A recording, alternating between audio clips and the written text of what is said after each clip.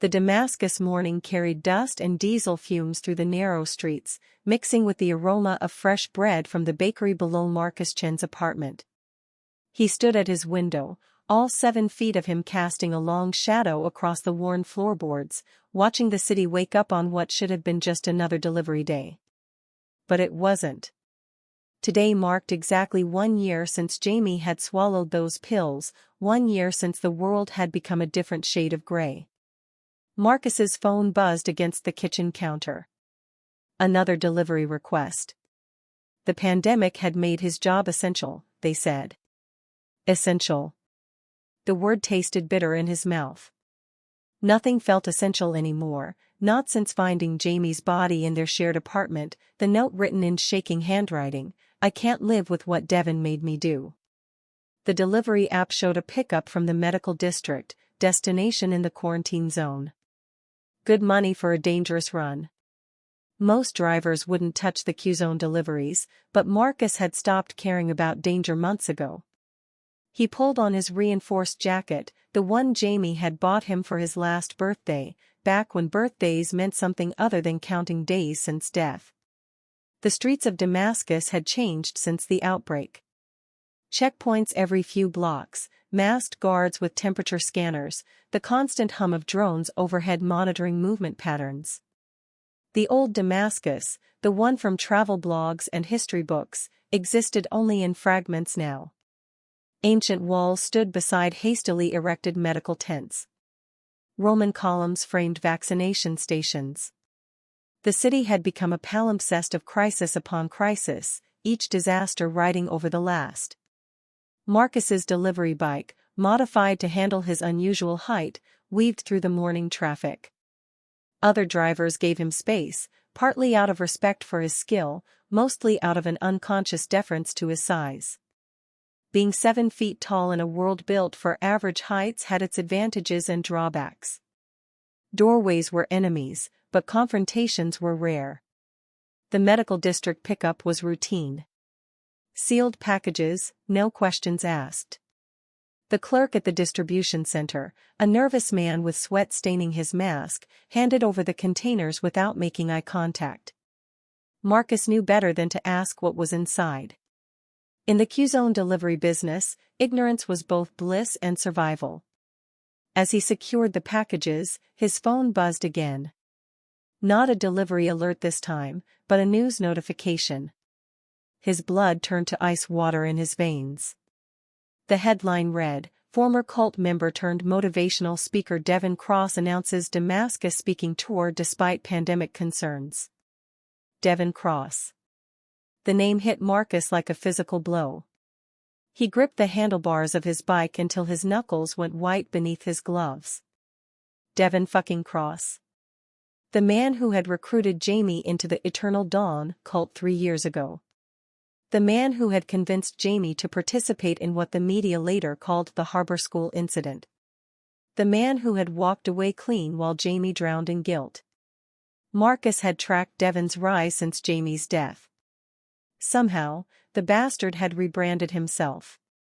No longer the charismatic cult recruiter who had radicalized dozens of vulnerable young people. Now he was Devon Cross, survivor and motivational speaker, touring the country with his message of redemption and second chances. The investigation into the Harbor School shooting had cleared him of direct involvement, but Marcus knew better. Jamie's note had been clear. Devon had planned it all, manipulated Jamie and others into carrying out his vision of chaos. The ride to the quarantine zone took Marcus through the old city.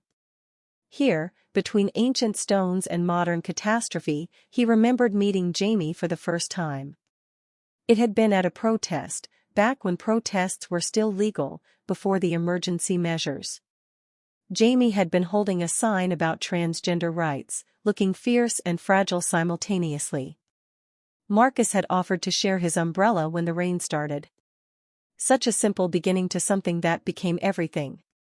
The Q-zone checkpoint loomed ahead, concrete barriers and medical scanning equipment creating a bottleneck of fear and necessity. The guards knew Marcus by sight now. The tall delivery man who never flinched at Q-zone runs. they waved him through after a perfunctory temperature check. Inside the zone, the city transformed into something post-apocalyptic. Empty streets except for essential workers in full protective gear. Buildings marked with red X's indicating infection sites. The constant sound of ambulance sirens in the distance. This was where the city sent its infected, its unwanted, its forgotten.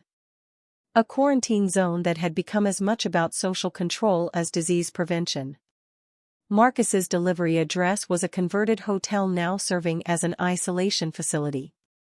He left the packages at the designated drop point, following protocol, maintaining distance.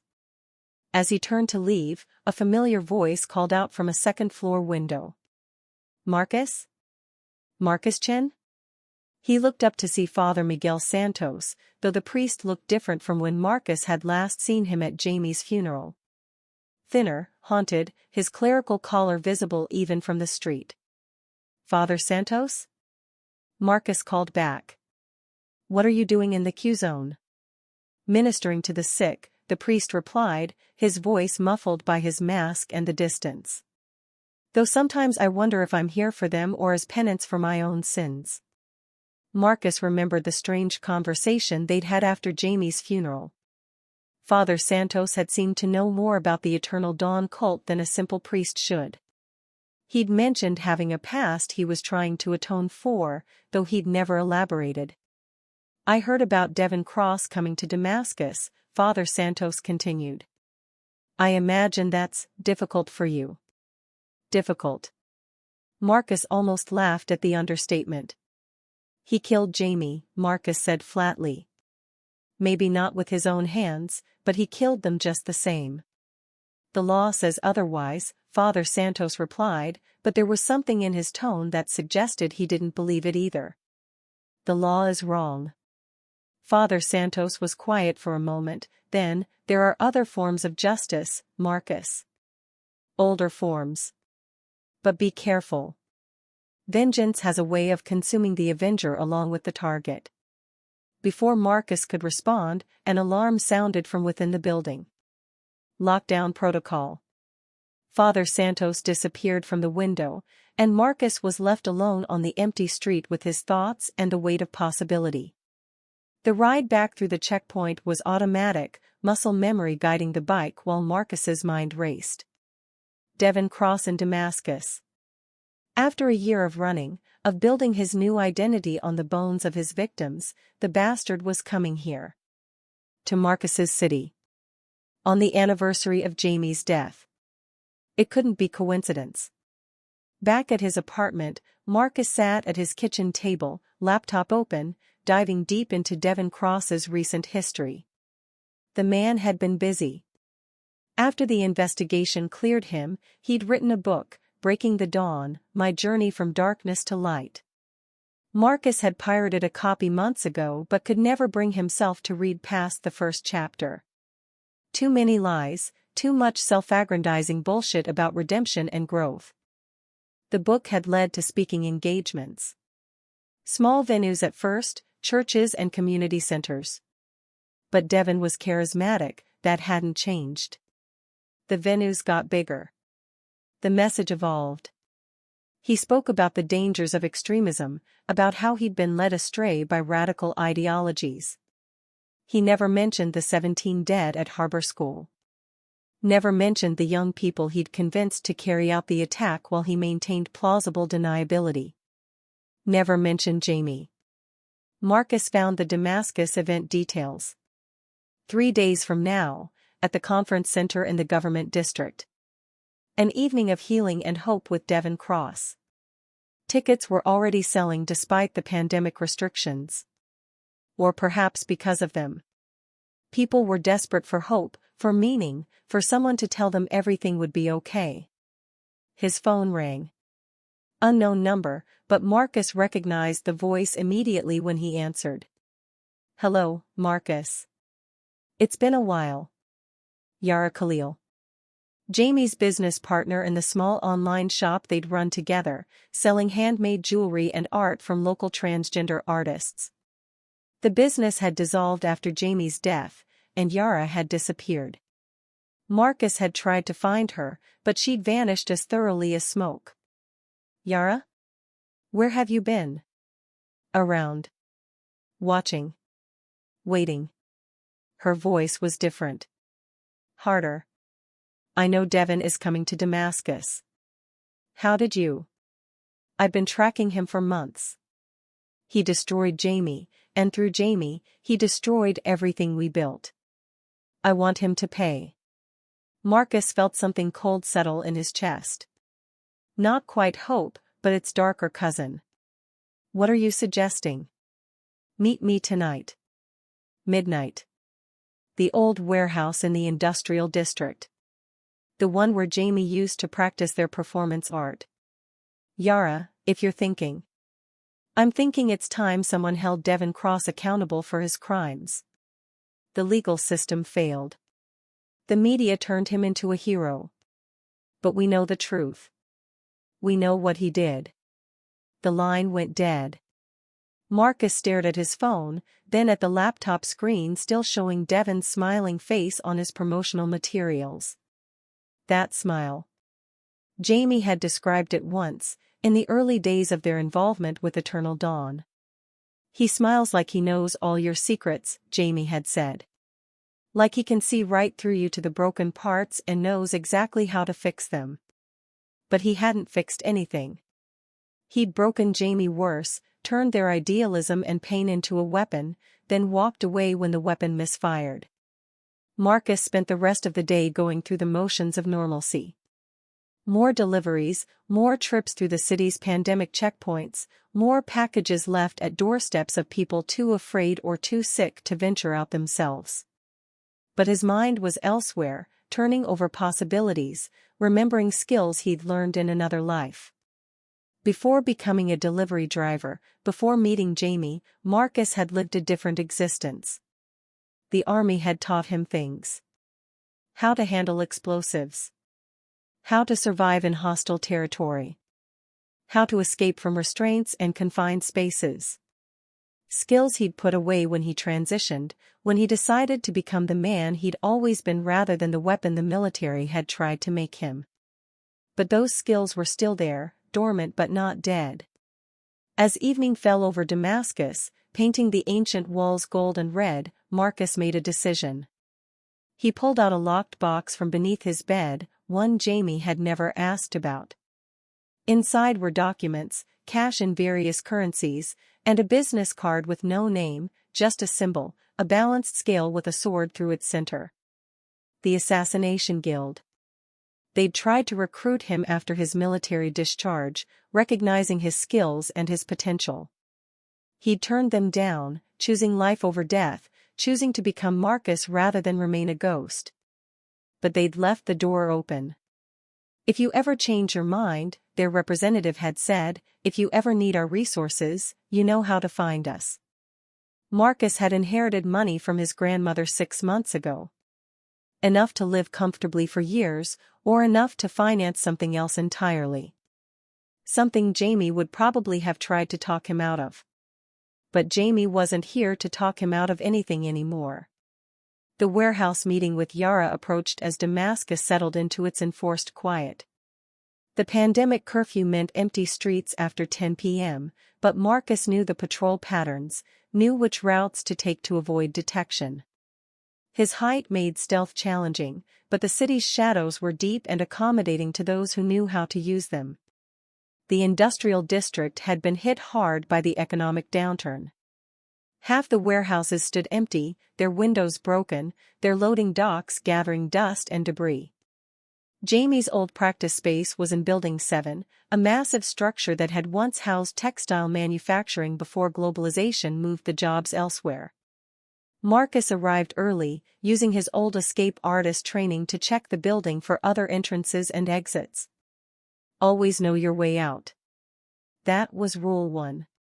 The warehouse was empty except for the detritus of Jamie's art, half-finished sculptures, canvases covered in dust sheets, the metal framework of what was supposed to be their masterpiece, an installation about transformation and identity that would never be completed. Yara arrived exactly at midnight, but she wasn't alone. With her was a man Marcus didn't recognize, middle-aged, wearing expensive clothes that looked out of place in the abandoned warehouse. "Marcus, this is Robert Stein," Yara said. He was Devon's business partner in Eternal Dawn. Until Devon betrayed him and left him to take the fall for the financial crimes that funded the cult. Robert Stein looked like he'd aged a decade in the year since the cult's collapse. His eyes held the particular hollow look of someone who'd lost everything and was running on spite alone. "Devon destroyed my life," Robert said without preamble. "I spent 6 months in prison before my lawyer could get the charges reduced. My family won't speak to me. My assets are frozen." All while Devon tours the country playing the reformed extremist. "So you want revenge too," Marcus said. "I want justice," Robert corrected. "But I'll settle for revenge." Yara pulled out a tablet, showing a detailed itinerary. Devon travels with minimal security. He believes his own myth about redemption and second chances. He thinks he's untouchable because he's become a symbol of hope. "We're going to prove him wrong," Robert added. "I know his habits, his weaknesses. He has a heart condition he keeps secret. Takes medication daily.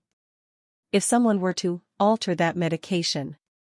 "Slow poisoning," Marcus said, understanding. "Make him sick gradually, publicly. Destroy his image as he destroyed Jamie." "It's poetic," Yara said, her eyes hard. "He poisoned minds. We poison his body." Marcus looked at the two of them, these fellow travelers in grief and rage. He thought about Jamie, about the note, about a year of empty days and sleepless nights. He thought about Devon Cross standing on stages, selling redemption he didn't deserve to people desperate for meaning. "I have resources," Marcus said finally. "Contacts who can provide what we need. But if we do this, we do it right. No traces, no connections back to us. Devon Cross dies slowly, publicly, and everyone watches his fall." Robert smiled, a cold expression that didn't reach his eyes. "I knew you were the right person for this." "There's something else," Yara said. "The political conspiracy Devon was really part of. The harbor school shooting wasn't random. It was meant to trigger emergency powers, to justify the lockdowns and surveillance state we're living in now. Devon was just a tool, but he knew what he was doing." Marcus felt the pieces clicking together. The timing of the pandemic, the convenient expansion of government powers, the way dissent had been systematically silenced. "You're saying harbor school was a false flag operation?" "I'm saying Devon knows more than he's admitted," Yara replied. "And if we're careful, we can expose that too. Bring down not just him, but everyone who used him and Jamie and those 17 dead kids as pawns." The warehouse felt colder suddenly, the shadows deeper. Marcus was standing at a crossroads, and he knew it. Down one path lay continued numbness, delivering packages in a dying city, marking anniversaries of loss. Down the other lay action, purpose, and possibly redemption of a sort. "When do we start?" he asked. Robert pulled out a set of keys. "I still have access to some of Devon's old safe houses. Places he thinks are secret. We can use them to plan, to prepare. But we need to move fast. His Damascus event is in 3 days. 3 days to plan the destruction of the man who destroyed Jamie. 3 days to prepare justice the law couldn't or wouldn't provide. 3 days to transform from Marcus Chen, delivery driver, into something else. Something Jamie might not recognize. Something Jamie might fear. But Jamie was dead, and the dead don't get to judge the living." As they left the warehouse separately, maintaining operational security already, Marcus passed by one of Jamie's unfinished paintings. Even in the darkness, he could make out the subject, a figure transforming, caught between two states, reaching toward a light that might be dawn or might be flame.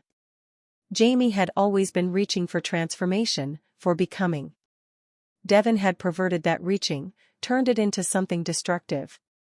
Now Marcus would complete the transformation, but not in any way Jamie could have imagined. The streets of Damascus were empty as Marcus made his way home, but he could feel the city's hidden eyes watching. Surveillance cameras on every corner, drones in the sky, the architecture of control that had sprouted like mushrooms after harbor school. Devon had helped build this prison, whether knowingly or not. It seemed fitting that it would become the stage for his downfall. Back in his apartment, Marcus opened his laptop and accessed an encrypted messaging app. The Assassination Guild's contact was still there, waiting. He typed a simple message, "I'm ready to discuss terms." The response came within minutes, "Welcome back to the game." Marcus looked out his window at the Damascus night. Somewhere in this city, Devon Cross was probably sleeping peacefully in a hotel bed, preparing for his triumphant speaking engagement. He had no idea that his past was about to catch up with him, that the ghosts he'd created were stirring, that justice delayed was not justice denied. The plan would need to be perfect. The poisoning would need to be undetectable at first, the symptoms emerging slowly, publicly, undeniably. Devon's image would crumble as his body betrayed him, as he experienced a fraction of the helplessness he'd inflicted on others.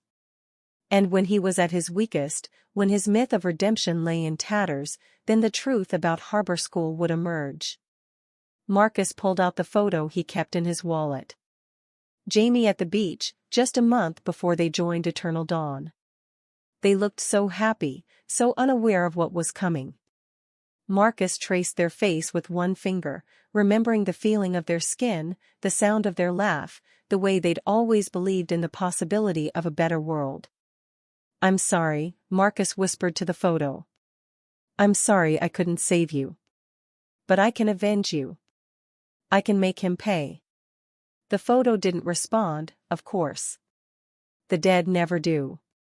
They just watch with frozen eyes as the living make choices they can't take back. Marcus's phone buzzed. A delivery request for tomorrow morning. Life going on, the mundane machinery of survival grinding forward even as he planned murder. He accepted the request. Best to maintain normal patterns, to avoid suspicion. He would be Marcus Chen, reliable delivery driver, right up until the moment he became something else. Outside, Damascus slept uneasily under pandemic restrictions and ancient stars. The city had survived conquests and crusades, empires and insurgencies. It would survive this too, the small drama of revenge playing out in its streets. But for Marcus, for Yara, for Robert, this was not small. This was everything. This was justice written in poison and pain. Tomorrow he would meet with the guild's representative. Tomorrow he would begin acquiring what they needed. Tomorrow the countdown to Devon Cross's destruction would begin in earnest. But tonight, on the anniversary of Jamie's death, Marcus allowed himself to grieve one last time. After tomorrow, there would be no room for grief, only for the cold calculation of revenge. After tomorrow, he would become the weapon he'd once refused to be. The transformation Jamie had always sought was finally happening, just not to them and not in any way they would have wanted. But perhaps that was fitting. Devon Cross had perverted everything he touched. Why should Marcus's transformation be any different?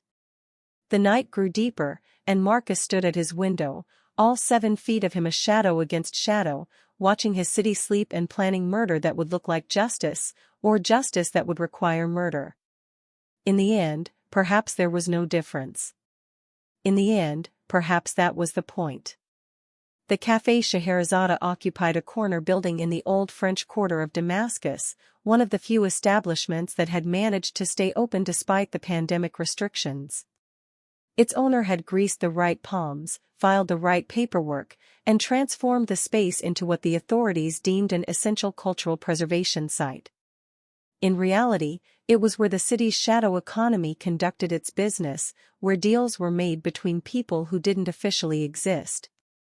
Marcus arrived at 9 in the morning, the appointed time. The guild's representative had been specific: come alone, bring the down payment in cash, and order the Turkish coffee with cardamom. These details mattered in their world, each one a small test of whether Marcus could follow instructions, could be trusted with larger responsibilities. The cafe was nearly empty. An elderly man reading a newspaper in Arabic, two women in medical scrubs grabbing coffee before their shift at the Q-zone, and in the back corner, partially hidden by an ornate wooden screen, a figure in a charcoal gray suit. Marcus ordered as instructed and made his way to the back corner.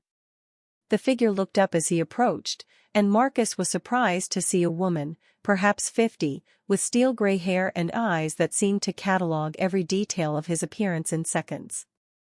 "Mr. Chen," she said, gesturing to the seat across from her. "I'm Ms. Nazari. I understand you're interested in our specialized services." Marcus sat, conscious of how his height made him conspicuous even seated.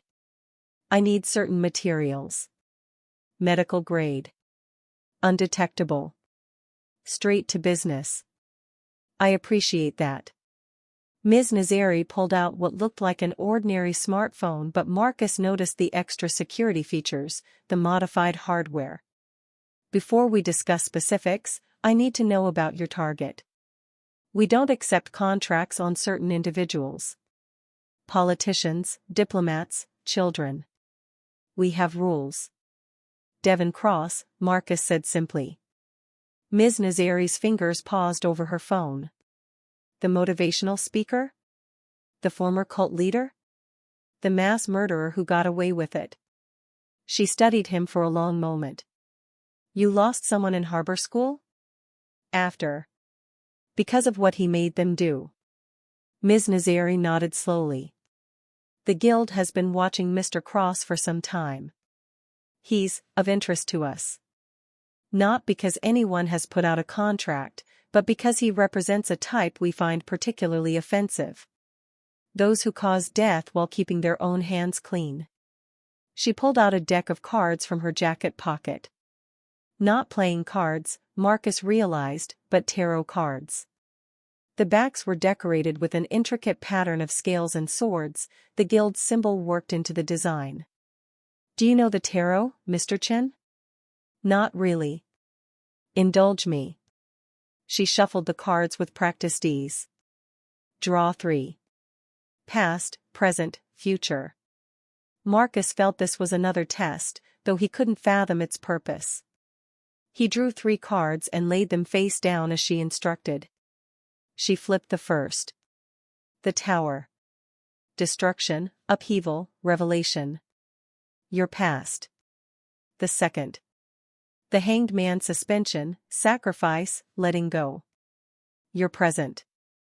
The third made her eyebrows rise slightly. The Wheel of Fortune. Karma, cycles, destiny. Your future. "I don't believe in fortune-telling," Marcus said. "Neither do I," Ms. Nazari replied, gathering the cards. "But I believe in symbols, in the stories we tell ourselves.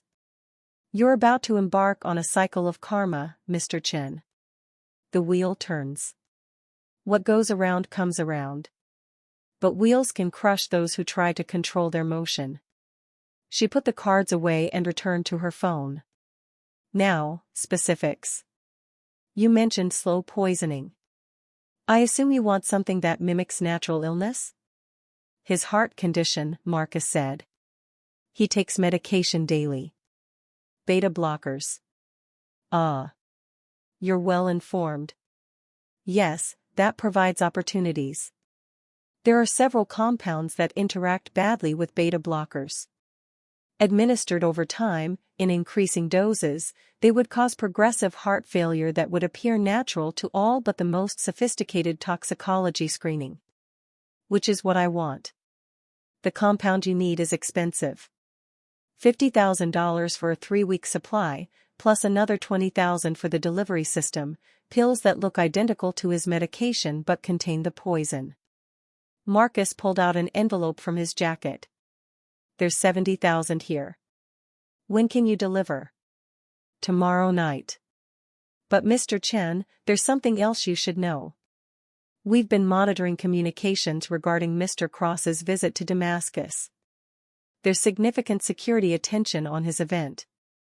Not official security, something else. Government intelligence, we believe. They're watching him. Why? That's the $70,000 question, isn't it? Perhaps they know something about Harbor School that wasn't in the official reports. Perhaps Mr. Cross is more important to certain people than his public persona suggests. Marcus felt the complexity of the situation deepening. Will this interfere with the plan? Not if you're careful. But you should know you're not the only one interested in Mr. Cross's fate. There are other players in this game. She stood, leaving a business card on the table. Tomorrow night, 11 p.m., the address on the card. Come alone. Bring the remaining payment. And Mr. Chen? She paused. Once you start this, there's no stopping. The poison, once administered, cannot be reversed. Make sure you're certain. After she left, Marcus remained in the cafe, sipping his coffee and thinking about wheels and karma and the irreversibility of certain choices. His phone buzzed with a message from Yara, meeting tonight. We have a problem. The problem, as it turned out, was that Devon Cross had changed his plans. Marcus arrived at the new safe house, an apartment in the Armenian Quarter that Robert had somehow retained access to find Yara pacing anxiously and Robert hunched over a laptop. He's moved hotels, Robert explained. From the Meridian to a private residence in the government district. Much higher security. Someone tipped him off? Marcus asked. Or he's naturally paranoid, Yara suggested. He survived the cult's collapse by being careful, by always having an exit strategy. Marcus thought about what Ms. Nazari had said about government intelligence watching Devon. There might be another explanation. What if he's not just here for a speaking engagement?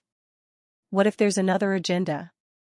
Robert pulled up a series of documents on his laptop. I've been digging into his finances. The speaking fees don't make sense. He's being paid 10 times the normal rate for this Damascus event. The money is coming through shell companies, but I tracked some of it back. Government contracts. Black budget stuff. So he's still working for them, Yara said bitterly. Harbor School wasn't the end. It was the beginning.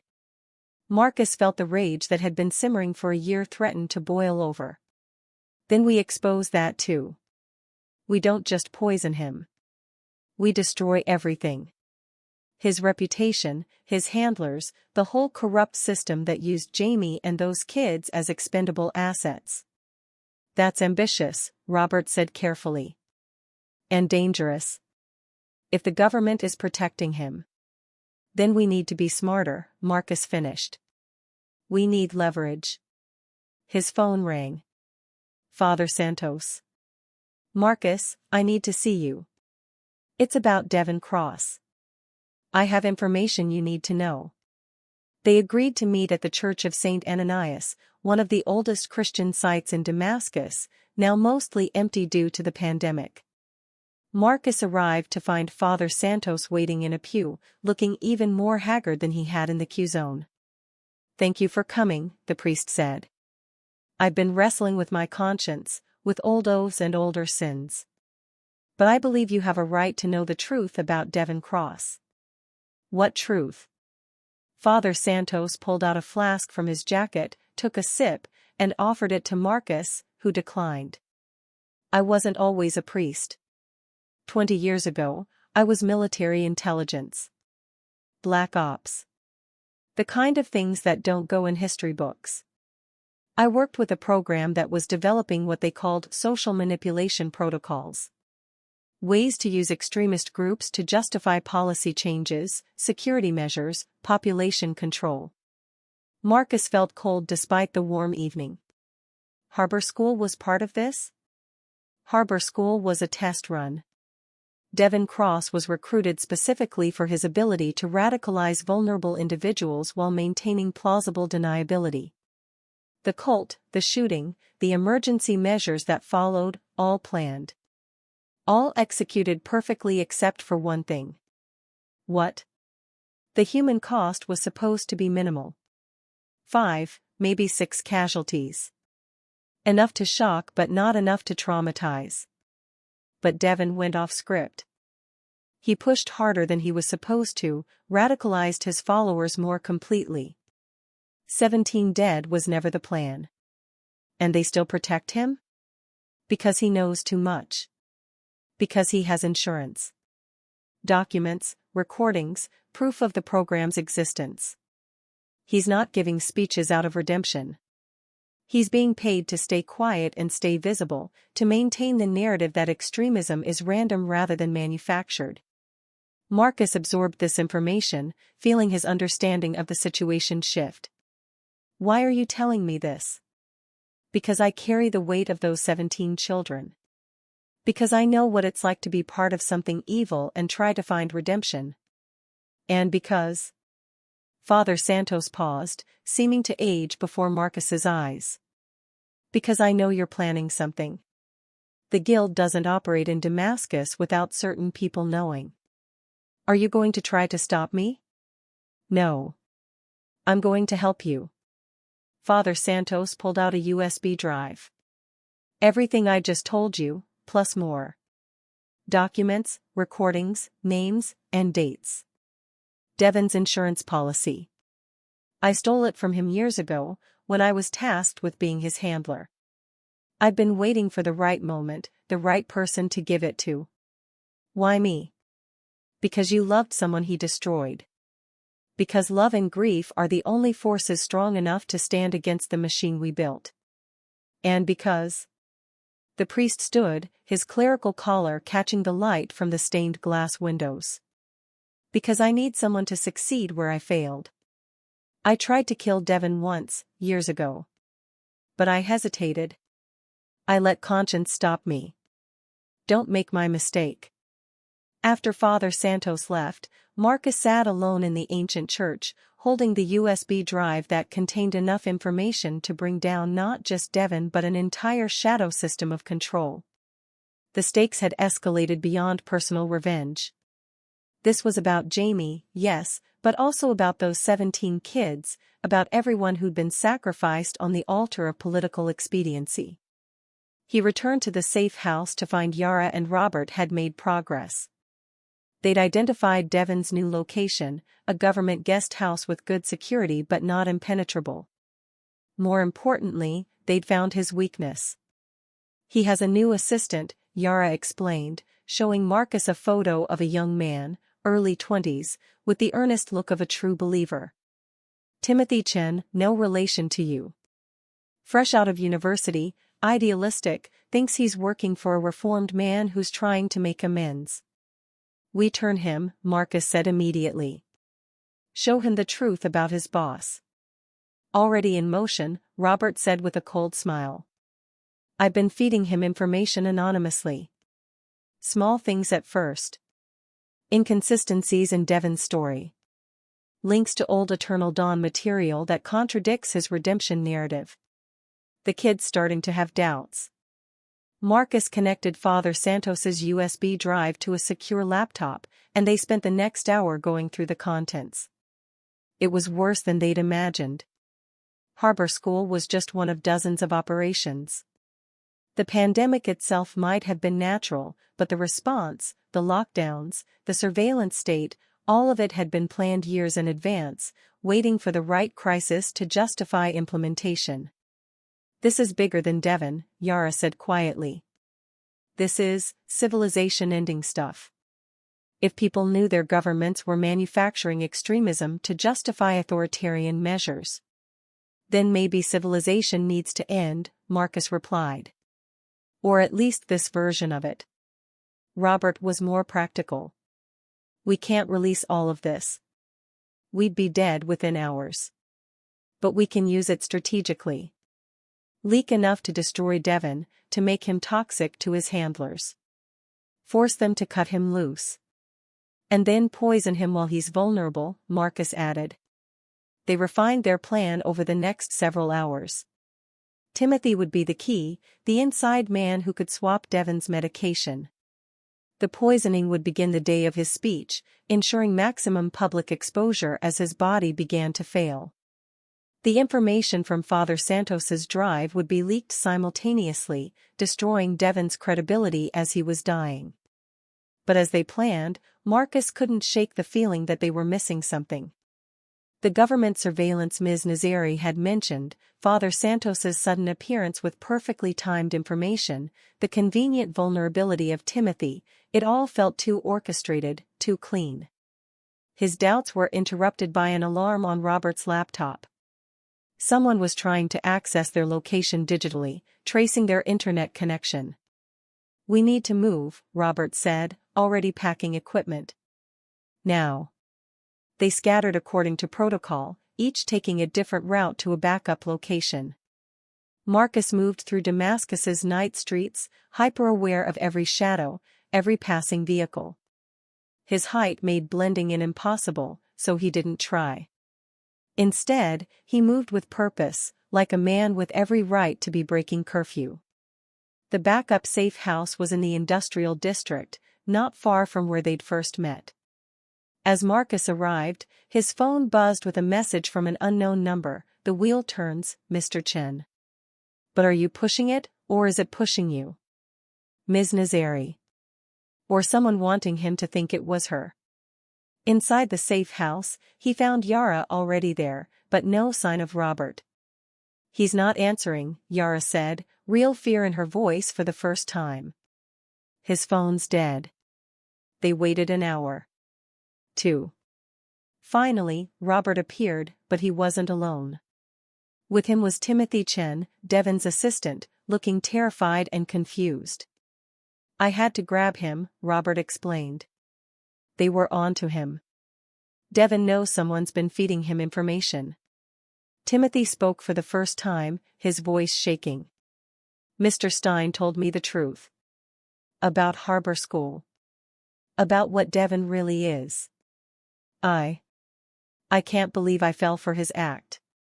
Marcus studied the young man. There was something familiar about him, something in the shape of his face, the set of his shoulders. "You knew someone at Harbor School?" Timothy nodded, tears starting to fall. "My sister. She was a teacher. She died protecting her students." He looked up at Marcus with desperate eyes. "Mr. Stein says you're going to make Devon pay. I want to help." It was too perfect, too convenient. But Marcus was past the point of caring about traps. If this was a setup, he'd spring it knowingly. The alternative was doing nothing, and that was no longer an option. "Can you still access Devon's room?" Marcus asked. "Yes. He doesn't suspect me yet. Just knows someone's been talking to me." Marcus pulled out the pills Ms. Nazari would deliver tomorrow. "Then here's what you're going to do." As he explained the plan to Timothy, Marcus noticed Yara pulling out her own deck of tarot cards. She saw him looking and shrugged. "I've been learning. It helps me think." She drew a single card and showed it to him. The Justice card. A figure holding scales and a sword, weighing souls and dispensing judgment. "Appropriate," Marcus said. "Or ominous," Yara replied. "Justice cuts both ways." The next morning, Marcus met Ms. Nazari at a different location, an abandoned mosque in the Christian quarter. She arrived precisely on time, carrying a small medical cooler. "Your delivery," she said, handing it over. "The pills are identical to his medication in every way except for the active ingredient. Start with 1 replacement pill, then 2, then 3. By the time he's taking full doses, his heart will be failing rapidly." Marcus handed over the remaining payment. "How long until symptoms show?" "At the escalating dose schedule? 3 days for minor symptoms. Fatigue, shortness of breath. 5 days for noticeable impairment. 7 to 10 days for complete system failure." She paused. "Unless he receives immediate medical attention and they know exactly what to look for, which they won't." "Good." Ms. Nazari studied him. You've drawn attention, Mr. Chen. Multiple parties are interested in your activities. Be very careful who you trust. Including you? She smiled, an expression that didn't reach her eyes. Especially me. The guild has its own interests in this matter. We don't like loose ends, and Devon Cross has been a loose end for too long. After she left, Marcus examined the pills. They looked exactly like the beta blockers he'd seen in photos of Devon's medication. Timothy would make the switch tonight, before Devon's speech tomorrow. By the time Devon stood on stage, selling his redemption narrative to Damascus's desperate citizens, the poison would already be working its way through his system. But that afternoon, everything changed. The announcement came through official channels: Damascus was going into complete lockdown. A new variant had been detected in the Q-zone. All public gatherings were cancelled. All non-essential movement was forbidden. The city would be sealed for at least 2 weeks. Devon's speech was cancelled. Marcus met with Yara and Robert at the safe house, Timothy joining them by video call from Devon's guest house. He's furious, Timothy reported. Screaming at people on the phone. He thinks someone arranged this to stop his speech. Did they? Marcus asked, looking at Robert. Not me. I don't have that kind of pull. The lockdown's real, Yara confirmed, checking her medical contacts. The variant's real. But the timing. Marcus thought about all the players Ms. Nazari had mentioned, all the interest circling Devon Cross. It doesn't matter. Can you still make the switch, Timothy? Tonight. He takes his pills at exactly 9 p.m. I can do it. Then we proceed. The speech was just for dramatic effect. The poisoning is what matters. But even as he said it, Marcus felt the plan shifting, evolving into something he hadn't anticipated. The lockdown would trap Devon in Damascus, but it would trap them too. No escape routes. No way to disappear if things went wrong. That evening, as the city settled into its new cage of restrictions, Marcus stood on the roof of the safe house, looking out over Damascus. Somewhere in the government district, Timothy was preparing to switch the pills. Somewhere, Devon Cross was raging against the lockdown, not knowing his death had already been set in motion. Marcus pulled out the photo of Jamie, now worn from handling. It's starting, he told the image. He'll suffer like you suffered. Slowly, wondering why his body is betraying him, just like you wondered why your mind betrayed you. The wind picked up, carrying the smell of rain. A storm was coming, the first of the season. Marcus remembered Jamie loved storms, loved the way they washed the city clean. But some things couldn't be washed clean. Some stains went too deep. His phone buzzed. Timothy, it's done. 3 words that changed everything. The wheel Ms. Nazari had spoken of was turning now, grinding forward with inevitable momentum. Devon Cross was a dead man walking, he just didn't know it yet.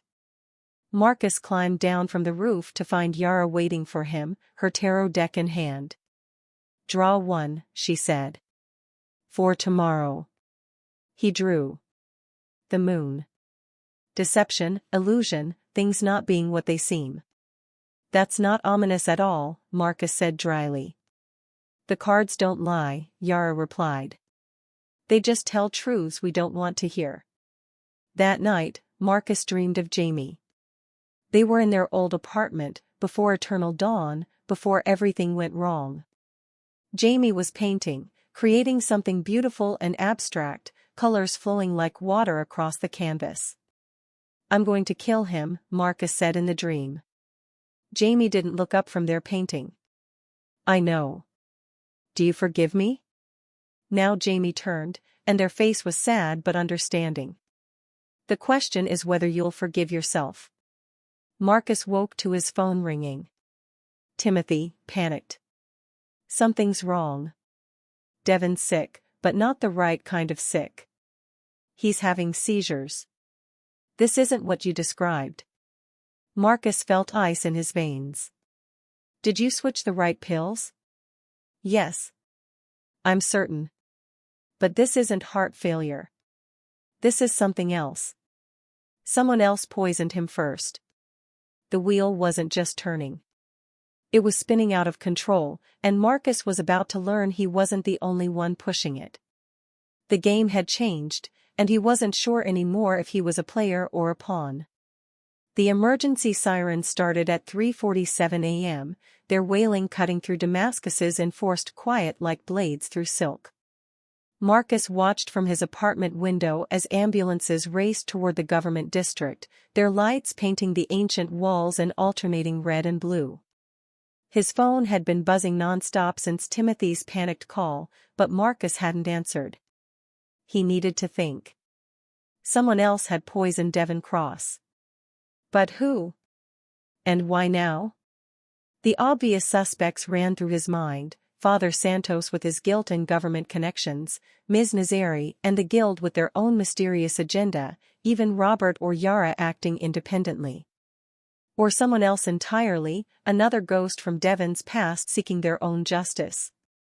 A sharp knock at his door interrupted his thoughts. At 4 a.m., during lockdown, that could only mean trouble. Marcus grabbed the knife he kept by the door, a holdover from his military days, and peered through the peephole.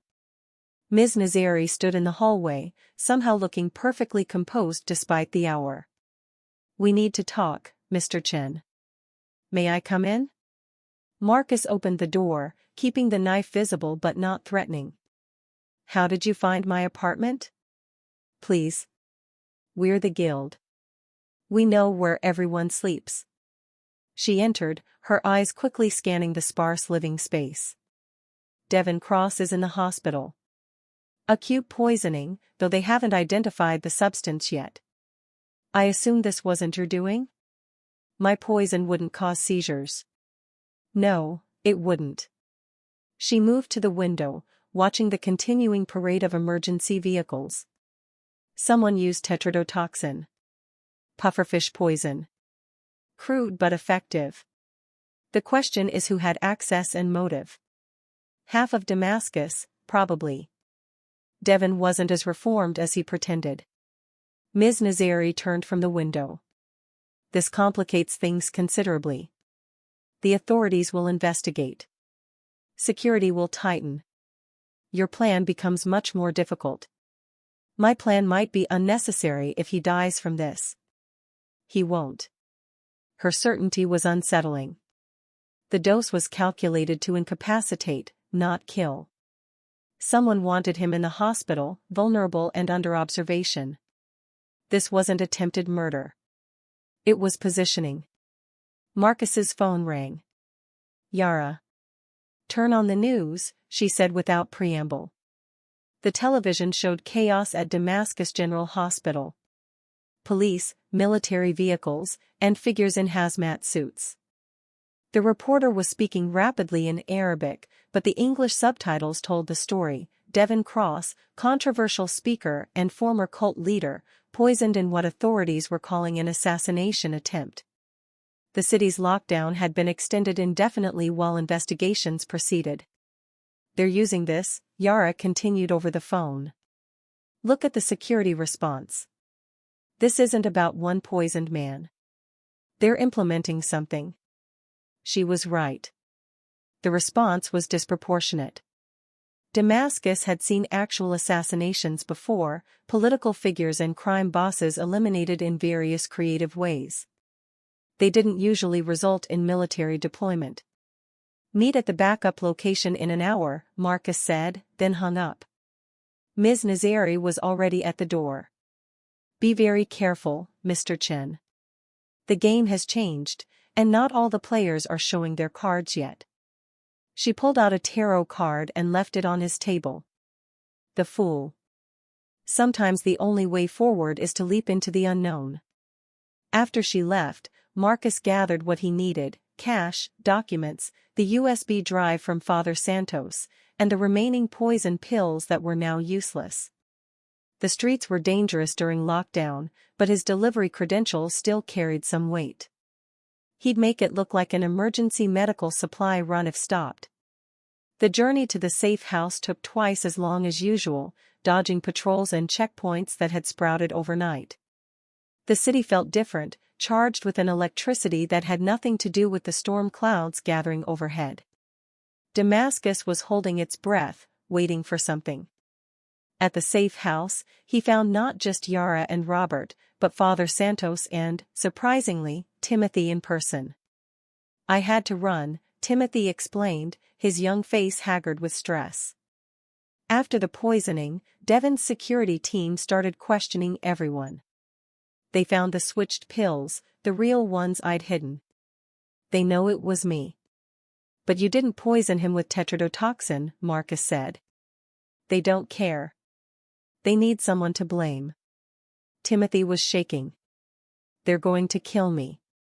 Or worse, make me disappear into some black site." Father Santos stepped forward. "It was me." Everyone turned to stare at the priest. "I poisoned Devon," he continued calmly. "Not to kill him, but to get him into the hospital where he could be accessed. Where the truth could be exposed." "You sabotaged our plan," Robert said, anger rising in his voice. "I improved it," Father Santos countered. "Your slow poisoning would have taken weeks, might have been discovered, might have been treated. This way, he's trapped, vulnerable, and the media attention is already focused on him." Marcus felt the situation spinning further out of control. "What truth are you planning to expose?" Father Santos pulled out a medical ID badge. "I've maintained my hospital credentials for emergencies. I can get into his room. With the right encouragement, Devon will confess everything. Harbor School, the government program, all of it. We record it, release it during his moment of maximum vulnerability." "He'll never confess," Yara said. "Even dying, he's too controlled, too careful." "He will if he thinks he's talking to his handler," Father Santos replied. "I was his handler once. I know the codes, the phrases that will make him believe he's giving a sanctioned report." It was audacious and insane in equal measure. But Marcus recognized the desperate brilliance of it. They'd lost control of the poisoning plan, but this offered something potentially better, truth instead of just revenge. "What do you need from us?" Marcus asked. "A distraction. Something to draw security away from his hospital room at the crucial moment." Robert laughed bitterly. "During a military lockdown? In a hospital surrounded by guards? What kind of distraction could possibly?" The lights went out. Emergency power kicked in seconds later, bathing them in red light, but they all understood the implication. The city's power grid, already strained by the pandemic, was failing. Marcus's phone buzzed. "Ms. Nazari, the infrastructure attacks have begun. Someone is escalating. Get somewhere safe." Through the window, they could see sections of Damascus going dark in sequence, like dominoes falling. The hospital district still had power, probably on protected circuits, but for how long? "There's your distraction," Father Santos said quietly. "The question is whether we take advantage of it or run." Marcus thought of Jamie, of 17 dead children, of a year of grief and rage. "We take advantage. But we need transportation. The streets will be chaos soon." "I have a van," Timothy offered. "Devon's van, actually. It has government plates, clearance for checkpoints." "Then we move now," Marcus decided. "Before the full crisis hits." They piled into the van, Timothy driving, navigating through increasingly chaotic streets. The power outages were cascading, taking out traffic lights, security cameras, the electronic infrastructure of surveillance that Damascus had come to depend on. It was as if someone had pulled the city's nervous system apart, leaving it blind and stumbling. The hospital still blazed with light when they arrived, but the military presence had been reduced. Half the vehicles were racing toward the infrastructure failures, leaving gaps in the security perimeter. "I need 10 minutes," Father Santos said, checking his recording equipment. Can you give me that? Marcus looked at the others. Each face showed the same recognition. This was the moment. Whatever happened next, there was no going back. We'll give you 20, Marcus said. Yara, you and Timothy create a medical emergency on the 3rd floor. Robert, you're with me. We're going to have a conversation with the remaining guards about their deployment patterns. How? Robert asked. Marcus pulled out the guild identification Ms. Nazari had given him. By telling them something close to the truth. They split up, each group moving with purpose through the hospital's controlled chaos. Marcus and Robert approached the main security station, where 2 guards were struggling with failing communication equipment. Special intelligence, Marcus said, flashing the ID too quickly for detailed inspection. We have credible intelligence of a second attack planned for this facility. We need to redistribute your personnel immediately. The older guard, a sergeant by his insignia, looked skeptical. We haven't received any alerts. Because the communication systems are compromised, Robert interrupted smoothly. The infrastructure attacks aren't random. They're covering for something bigger. Do you want to be the one who ignored the warning when the hospital gets hit? It was a masterful manipulation, playing on fear and confusion. Within minutes, the guards were redeploying, creating exactly the gap Father Santos needed. Meanwhile, on the 3rd floor, Yara was putting her medical training to use, creating a convincing cardiac emergency with Timothy as the patient. The remaining medical staff, already stretched thin, responded as expected, drawing attention and resources away from the VIP ward where Devon was being treated. Father Santos moved through the hospital like he belonged there, his clerical collar and medical badge opening doors that should have been locked. He reached Devon's room to find it guarded by a single, distracted security officer who was trying to get updates on his malfunctioning radio. I'm here for last rites, Father Santos said calmly. The family requested it. The guard barely looked up. Make it quick, Father. Inside the room, Devon Cross lay connected to multiple monitors, and 4 drip-feeding fluids into his arm. His eyes were closed, but Father Santos knew he was conscious. The tetrodotoxin dose had been precisely calculated. Hello, Devon, Father Santos said, pulling a chair close to the bed. It's time for your report. Devon's eyes snapped open, pupils dilated from the drugs but still sharp with intelligence. You're not my handler. Protocol 7, Father Santos said calmly, using a code phrase from the old program. Emergency debrief following compromise. I need you to confirm the harbor school parameters. It was a gamble. The drugs, the poisoning, the chaos around him, would it be enough to break through Devon's defenses? For a moment, nothing. Then Devon began to speak, his voice rough but clear. Harbor school was Operation Justified Means. 17 casualties to enable the Freedom Restriction Act. I recruited and radicalized the assets as instructed. The teacher targets were selected for maximum emotional impact. Father Santos's recorder captured every word as Devon, caught between consciousness and delirium, laid out the entire conspiracy. Names, dates, government contacts, the broader plan that Harbor School had been part of. It was more comprehensive than even the USB drive contents. Jamie Martinez was not supposed to survive, Devon continued, and Father Santos saw the cruel satisfaction in his eyes. Too much conscience. Would have talked eventually.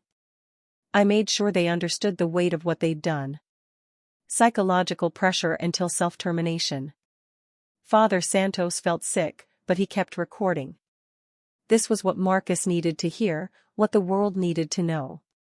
The Damascus event, Father Santos prompted. What's the real purpose?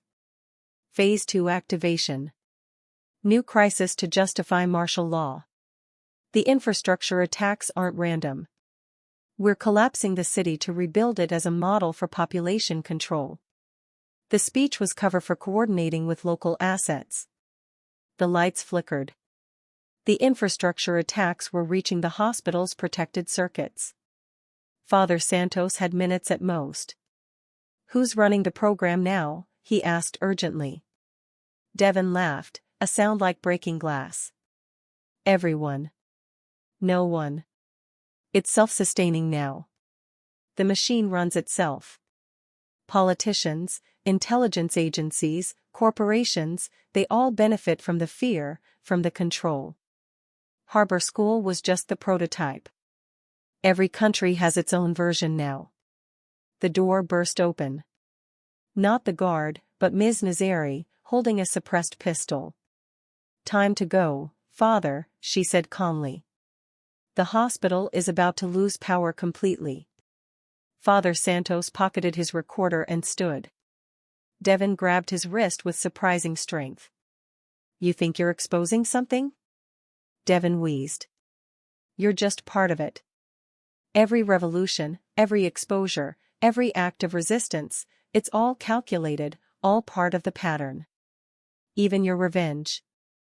Ms. Nazari shot him. Not fatally, but the shoulder wound would silence him. She looked at Father Santos with cold professionalism. "The guild doesn't leave loose ends. He knows too much about our operations as well." They moved quickly through the darkening hospital. The lights were failing in sequence, emergency power overwhelmed. In the chaos, they reunited with the others at the van. "Drive," Ms. Nazari commanded Timothy. "The city is about to tear itself apart." As they navigated through Damascus streets lit only by fires and emergency flares, Father Santos shared what he'd recorded. The confession was damning, comprehensive, world-changing if released properly. But Marcus felt hollow listening to it. Devon had confirmed orchestrating Jamie's suicide, had admitted to psychological torture, but somehow the revelation brought no satisfaction. The poison pills in his pocket felt like props in a play that had gone off script. They reached a new safe house, this one provided by Ms. Nazari, in the industrial district where the infrastructure damage was minimal. As they settled in, processing what had happened, Marcus found himself on the roof again, looking out over his burning city. Yara joined him, her tarot deck in hand as always.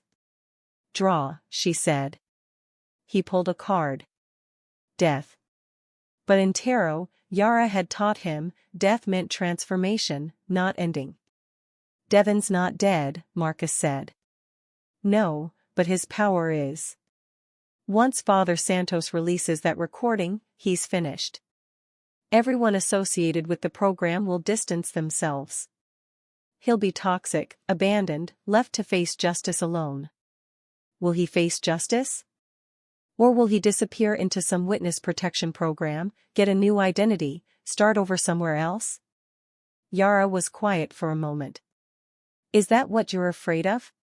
That he'll escape real consequences?" "I'm afraid that Jamie died for nothing. That those 17 kids died for nothing. That even exposing the truth won't change anything because the machine, as Devon called it, just keeps grinding forward." "Then we break the machine." "How?" "It's everywhere. In every government, every corporation, every system of power. You can't poison that. You can't expose what everyone already suspects but chooses to ignore." Yara pulled out another card without prompting. The star. Hope, renewal, spiritual guidance. "Jamie believed in transformation," she said. "In becoming better, even when the world seemed determined to make us worse. Maybe the revenge isn't in destroying Devon. Maybe it's in building something better from the ashes of what he burned down." Before Marcus could respond, Robert appeared on the roof, his laptop in hand. "We have a problem. The recording Father Santos made, it's been intercepted. The upload was blocked. Someone has the only copy." They rushed back inside to find Father Santos unconscious, a dart in his neck, and Ms. Nazari examining his empty pockets. "Professional work," she said clinically. "Government retrieval team." They got the recorder and the USB drive. You let them, Marcus accused. Ms. Nazari didn't deny it. The guild has interests beyond your revenge, Mr. Chen. That information was too dangerous to release uncontrolled. It would have destabilized governments, crashed economies, caused chaos that would kill millions. So the truth dies. The truth evolves. Devon Cross will still be held accountable, just privately. The program will be shut down, quietly. The machine, as you call it, will be retrofitted, not destroyed. That's not justice. No, Ms. Nazari agreed. It's pragmatism. The guild has survived for centuries by understanding the difference. She moved toward the door, then paused. Devon is being moved to a secure facility for recovery and debriefing. But there's a window, during transport, where he'll be vulnerable. If you still want your revenge, your more personal justice, you have 6 hours to prepare. After she left, Marcus looked at the others. Father Santos was beginning to stir, Timothy looked terrified, Robert calculating, and Yara was shuffling her tarot deck with mechanical precision. We finish this, Marcus said.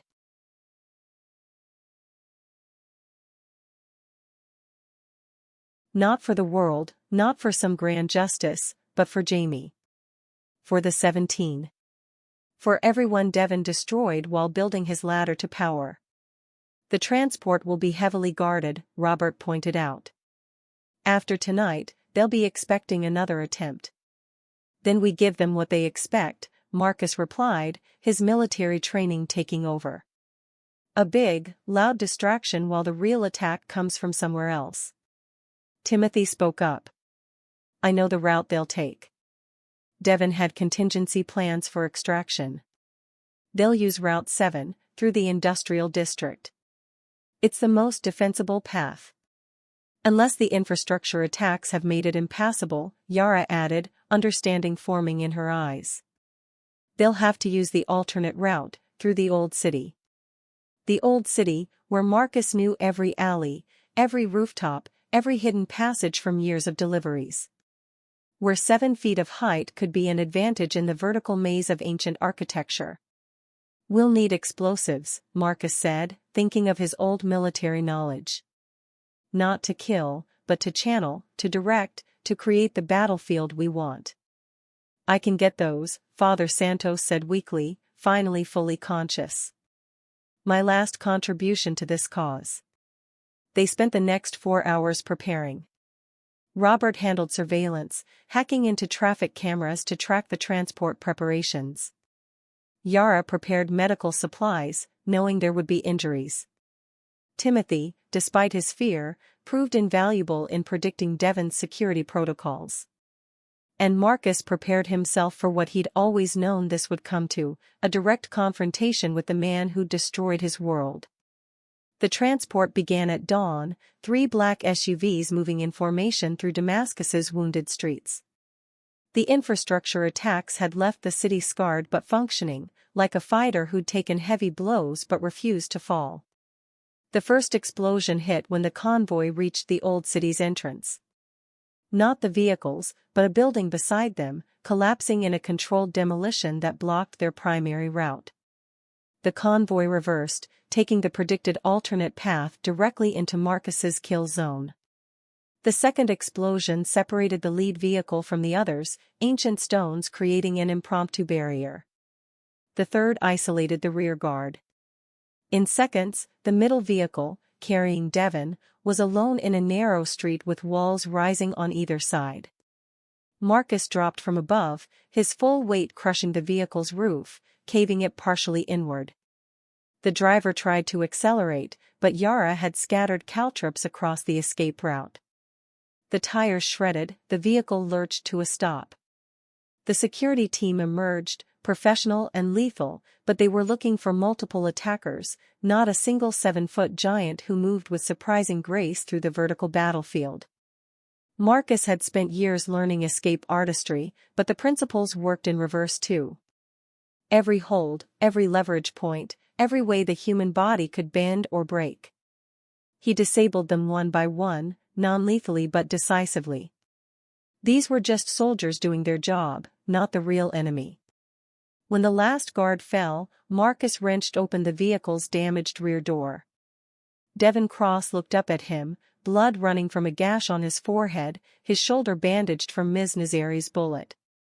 "You're Jamie's partner," Devon said, recognition dawning. "Marcus Chen. I wondered when you'd appear." Marcus pulled him from the vehicle, dragging him into an abandoned building, one of Jamie's old art spaces. The morning light streamed through broken windows, illuminating canvases covered in dust and dreams. "You're going to kill me," Devon said. It wasn't a question. Marcus pulled out the poison pills, the ones that were supposed to have been Devon's slow death. "I was. Slow poisoning. Making you suffer like Jamie suffered. Making you feel your body betray you the way their mind betrayed them." Poetic. "I thought so." Marcus scattered the pills on the floor. "But someone beat me to it. And then Father Santos got your confession, even if it was stolen back. And I realized something." Devon waited, his politician's training keeping his face neutral despite the pain. "Killing you doesn't bring Jamie back. It doesn't undo harbor school. It doesn't even stop the machine you're part of. Someone else just takes your place, probably someone smarter, more careful, less likely to leave survivors who might talk." "So what? You're going to let me go? Forgive me?" Devon laughed, bitter and disbelieving. Marcus pulled out Jamie's photo, the one he'd carried for a year. "Jamie would forgive you." They believed in redemption, in the possibility of change. Even after what you made them do, they were trying to find a way back to the light. He knelt beside Devon, bringing them to eye level. "But I'm not Jamie. I don't forgive you. I'll never forgive you. But I'm also not going to become you. I'm not going to add more death to the pile you started." "The authorities will be here soon," Devon said, confusion evident in his voice. "You're giving up your chance." "No, I'm taking it." Marcus stood, moving toward the door. "You're going to live, Devon. But you're going to live knowing that Jamie's love was stronger than your hate. That in the end, they won. Their humanity survived while yours died." He paused at the doorway. "And every day for the rest of your life, whether that's in prison or witness protection or whatever hole they hide you in, you're going to know that you were defeated not by violence or revenge, but by the simple fact that Jamie Martinez was a better person than you could ever be." Marcus left Devon there, surrounded by Jamie's unfinished art, and walked out into the Damascus morning. Sirens were approaching, the authorities finally responding to the ambush. He found the others waiting at the designated extraction point. Timothy had the van ready, engine running. "Is it done?" Yara asked. "Yes," Marcus said, climbing into the van. "Just not the way we planned." As they drove away, leaving Devon to his fate, Marcus felt something shift inside him. Not peace, exactly, but a kind of release. The weight he'd carried for a year was still there, but lighter somehow, transformed from lead into something more bearable. Yara pulled out her tarot deck one more time, offering it to him. "One more card. For the future." Marcus drew. The world. Completion, accomplishment, the end of a cycle. "The wheel stops turning," Yara said softly. "No," Marcus corrected, thinking of Ms. Nazari's words. "It just starts turning in a different direction."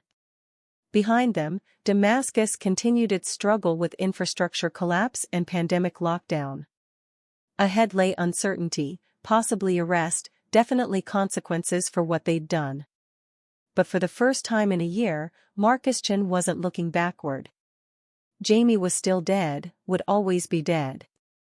But their love, their belief in transformation and redemption, that lived on. Even if Marcus couldn't forgive, he could choose not to become the monster that Devon had tried to create. That was Jamie's real victory, delivered a year after their death. the revenge had failed. The avenger had forgiven, in his own broken way. And somewhere in the distance, thunder rumbled, promising rain to wash the blood from Damascus's ancient stones.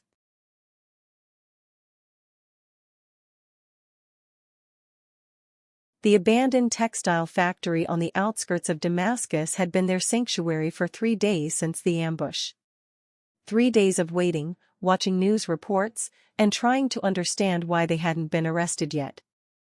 The authorities had to know who was responsible, but no manhunt had materialized. No special forces kicking down doors. Just silence, which was somehow worse than pursuit. Marcus stood at a broken window, watching the sun set over the crippled city. Rolling blackouts continued, the infrastructure attacks having damaged more than anyone initially realized. The pandemic lockdown had been extended indefinitely, ostensibly for public health, but everyone knew it was about control, about preventing the city from erupting into chaos. "You need to see this," Robert called from across the factory floor where he'd set up his computers, running them off a generator they'd borrowed from a construction site. The others gathered around the laptop screen. It showed a news report, but not about Devon Cross or the ambush. Instead, it covered a massive data leak, thousands of documents from multiple intelligence agencies detailing operations similar to Harbor School across the globe. The Panama Incident. The Berlin Stampede. The Tokyo Syndrome. All manufactured crises designed to justify expansions of state power. "This is Father Santos's USB drive," Yara breathed. But Ms. Nazari said they retrieved it. "They got a copy," Robert said, fingers flying across the keyboard. "But look at the metadata. These files were uploaded from multiple locations simultaneously 12 hours ago. Someone had backups. Multiple someones." Marcus felt the ground shifting beneath his feet again. This was planned. All of it. By who? Timothy asked, still jumpy 3 days after the ambush. The answer came in the form of a secure message on Robert's screen: the Church of St. Ananias. 1 hour. Come alone. An interested party. They debated for 30 minutes. It was obviously a trap, but whose? Finally, Marcus made the decision. "I go. You all stay here. If I'm not back in 3 hours, scatter. Use the emergency protocols we established." "Marcus," Yara started. "This is my fight. My choice. Jamie's ghost, not yours." The journey to the church took him through Damascus's wounded heart. Entire neighborhoods sat in darkness, their residents visible only as shadows moving behind candlelit windows. The pandemic had broken the city's body, the infrastructure attacks its nervous system, and now this data leak was attacking its soul, its faith in the very structures meant to protect it. The church was dark when Marcus arrived, but the door was unlocked. Inside, candles had been arranged to create a path leading to the altar. There, sitting in the front pew like a congregant awaiting service, was Ms. Nazari. But she wasn't alone. Beside her sat a woman Marcus didn't recognize, elderly, perhaps 70, with silver hair and eyes that seemed to hold decades of secrets.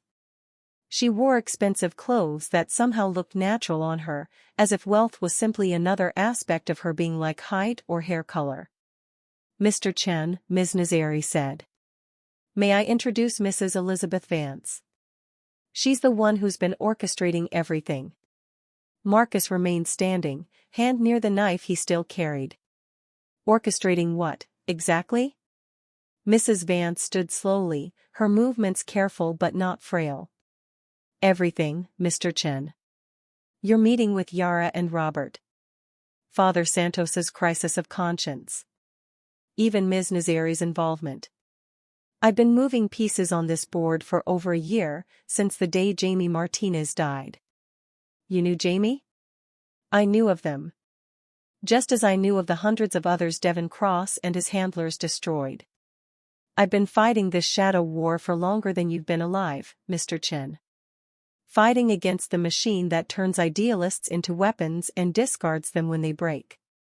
She moved to the altar, running her fingers along its ancient stone. 40 years ago, I lost my son to an earlier version of this program. Different name, same purpose. Radicalize the vulnerable, use them to justify authoritarian measures, eliminate them when they're no longer useful. I've spent every day since then working to expose and destroy this system. By using me? Marcus felt anger rising. By manipulating my grief? By giving you the tools and opportunity to choose your own path, Mrs. Vance corrected. Every decision you made was yours. I simply ensured you had options. Ms. Nazari spoke up. The Guild has been working with Mrs. Vance for years. We share certain interests in maintaining balance, preventing any one power from gaining too much control. Devon Cross and his program represented an imbalance that needed correcting. So the poisoning was mine, Mrs. Vance admitted. The tetrodotoxin was precisely dosed to incapacitate Devon, to make him vulnerable, to create the chaos necessary for Father Santos to get his confession and for you to have your confrontation. Every element carefully calibrated. Marcus sat down heavily in a pew, the weight of manipulation settling on his shoulders. Jamie was just another piece on your board. No. Mrs. Vance's voice softened. Jamie was a tragedy I couldn't prevent. By the time I learned about Harbor School, it was too late. But their death could still have meaning, could still serve to expose the system that killed them. That's why I chose you, Mr. Chen. Not because you were convenient, but because your love for Jamie was real, and real love is the only force strong enough to fight manufactured hate. The data leak, Marcus said, understanding dawning. You had Father Santos make multiple copies. Insurance policies hidden with various allies. When the government retrieved what they thought was the only copy, they triggered the release of the others. Now the world knows. The protests have already started in 12 countries. The program is being disbanded, its architects fleeing or facing prosecution. And Devon? Is in custody, singing every song the prosecutors want to hear in exchange for protective custody. He'll never be free again, never have influence again. He's been neutralized more thoroughly than death could have achieved. Marcus stood, pacing the church's narrow aisle. You orchestrated all of this. Made me think I was taking revenge when really I was just playing out your script. Did I? Mrs. Vance asked. Tell me, Mr. Chen, what did I make you do? Did I force you to seek revenge? Did I control your decision to spare Devon's life? Did I manipulate your choice to walk away rather than kill? The questions hung in the candlelit air. Marcus thought about every decision, every moment of choice. The manipulation had been there, yes, but always at arm's length, always leaving room for him to choose differently. You're angry, Ms. Nazari observed. Good. You should be. But ask yourself, would you prefer the alternative? Devon free, the program continuing, Jamie's death meaningless? Before Marcus could answer, the church doors burst open. Armed figures in tactical gear flooded in, weapons raised. But they didn't fire, didn't advance beyond the entrance.